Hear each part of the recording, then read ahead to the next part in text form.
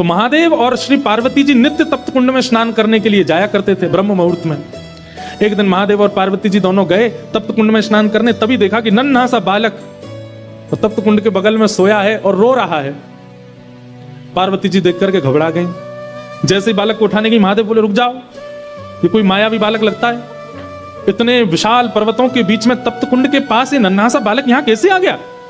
ये कहीं किसी राक्षस की चाल तो नहीं, कोई मायावी क्रिया तो नहीं हो रही है, इसको गोद में मत लेना। परंतु पार्वती जो इतनी करुणा है, इतनी दया है उनके चित्त में, वो बोली आप तो ऐसे ही सोचते रहते हो, अरे नन्हा सा बालक, इतना ठंड पड़ रही है, रो रहा है और आप कह रहे हैं गोद में नहीं उठाऊं। तुरंत पार्वती जी ने गोद में उठा लिया, कंबल में लपेट लिया, बालक को हृदय से लगाया। अरे इतनी रात्रि, इतना ठंड पड़ रही है और ये बालक ऐसे उघारा सा बैठा है।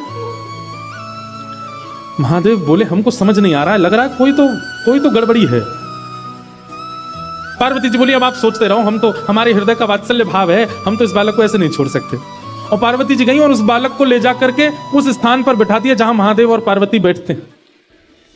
महादेव बोले जल्दी करो, स्नान का समय हो गया है, ब्रह्म मुहूर्त का काल है, हमको और भी नित्य कर्म करने, जल्दी चलो स्नान करके अपना निवृत्त हो। पार्वती जी बोली ये बालक अकेले छोड़ के जाएंगे, रोएगा, इसको खेलने के लिए कुछ खिलौना देने पर, यहां बद्रीनाथ में कहां खिलौने आए। तभी वहां बेर का वृक्ष है, बेर को ही संस्कृत में बदरी कहते हैं, बदरी फल। वो बेर के वृक्ष से कुछ बदरी फल तोड़ करके उस बालक के पास रख दिए और उनको गेंद समझ करके वो बालक खेलने लगा। पार्वती जी बोली अब ये बालक जब तक इन गेंद से खेल रहा, हम स्नान कर आते हैं। जैसे ही महादेव पार्वती जी के साथ गए, तप्त कुंड में स्नान आदि किया, अपना नित्य कर्म नियम करके जैसे ही लौट करके आए तो उस स्थान का द्वार, मुख्य द्वार बंद था। खूब प्रयास करने पर भी वो द्वार जब नहीं खुला, महादेव ने क्रोध में भर करके जैसे ही उस द्वार को देखा, द्वार खुल गया। वो बालक तो वहां नहीं था, वही बालक शंख चक्र गदा पद्मधारी श्रीमन नारायण के रूप में तपस्वी की अवस्था में सामने बैठ गए। देव ने जाकर के कहा हमने पहले ही कहा था ये कोई मायावी बालक है, ये कोई सामान्य बालक नहीं। लेकिन महादेव के नेत्रों में आंसू आ गए और प्रणाम करते हुए कहा श्रीमन नारायण आपको क्या आवश्यकता है तप करने की? आप क्यों तप कर रहे हो? इतना हट क्यों कर रहे हैं आप तप के लिए? ऐसा किस चीज की प्राप्ति के लिए, किस भाव की प्राप्ति के लिए आपको तप करना है?